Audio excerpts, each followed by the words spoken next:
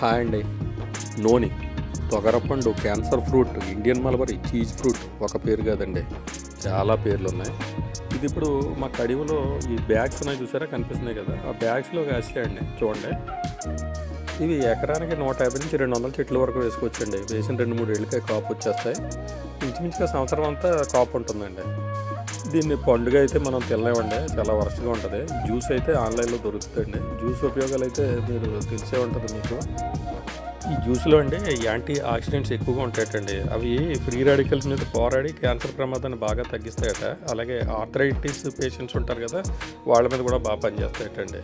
2011లో అండి ఫ్రాన్స్కి చెందిన university of mount పెలి వాళ్ళు పరిశోధన చేసండి ఈ సిగరెట్ స్మోక్ చేస్తారు చూసారా, వాళ్ళు హార్ట్ అటాక్ వచ్చే ప్రమాదాన్ని 50% ఇది తగ్గించేస్తుందటండి.